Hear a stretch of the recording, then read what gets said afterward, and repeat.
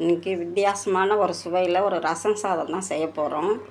அதுக்கு ஒரு 100 துவரம் பருப்பு போட்டு வேக வச்சுருக்கேன். ஒரு 3/4 லிட்டர் தண்ணி ஊற்றி இது பருப்பு வேகட்டும். மற்றதெல்லாம் அப்புறம் என்னென்னு காமிக்கிறோம். பருப்பு பாதி வேக்காடு வெந்துட்டு இதில் தண்ணியை மட்டும் கொஞ்சம் இதில் எடுத்துக்கலாம்.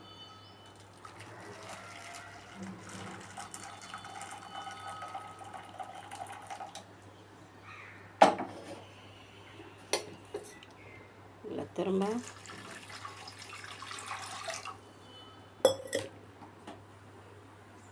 ஒரு லிட்ரு தண்ணி ஊற்றி நான் இந்த படியால் 2 எடுத்துருக்கிறேன். நொய், இந்த நொய் போட்டு தான் இப்போ நம்ம ரசம் சாதம் செய்ய போகிறோம். பச்சரிசி நொய் தான் இது. இந்த படியால் 2 எடுத்துருக்கேன். அது வேகிறதுக்கு அந்த பருப்போடு இதை கழுவி போட்டு வேக வைக்கணும். அந்த பருப்பு தண்ணி இதில் ஊற்றி வச்சுருக்குறோம். இதில் 2 தக்காளி, மீடியம் தக்காளி கட் பண்ணி வச்சுருக்கேன். கொஞ்சம் மஞ்சள்தூள் போடணும். கொஞ்சம் மிளகு ஜீரகம் பொடி பண்ணி வச்சுருக்கேன். 1 ஸ்பூன் மிளகாத்தூள், 1 ஸ்பூன் மல்லித்தூள். இது எல்லாத்தையும் இந்த தண்ணியில் போட்டு நல்லா கொதிக்கணும். மல்லி கருவேப்பிலை போட்டு நல்லா கொதிக்கணும். அந்த தண்ணி நல்லா கொதிச்சு கொஞ்சம் சுண்டி வரணும்.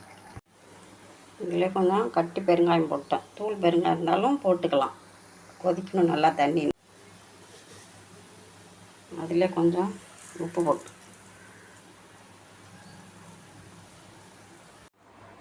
தண்ணி நல்லா கொதித்து சுண்டி வந்திருக்கு. கொஞ்சம் டைமில் இதை ஆஃப் பண்ணிவிட்டு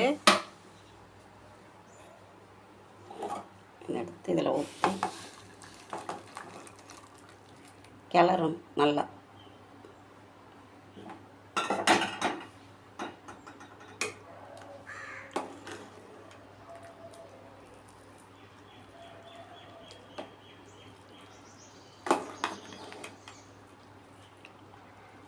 இந்த இதில் கொஞ்சம் உப்பு போட்டிருக்கோம்.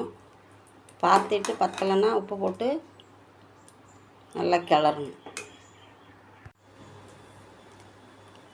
சாதம் நல்லா ரெடி ஆகிட்டு இப்போது வானலில் 2 ஸ்பூன் எண்ணெய் ஊற்றிருக்கேன். கடுகு, கொஞ்சம் ஜீரகம் போட்டு தாளிக்கணும்.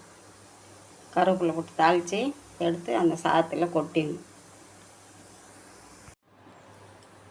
தாளித்து கொட்டியாச்சு. அது மேலே அப்படியே கொஞ்சம் நெய் விடணும்.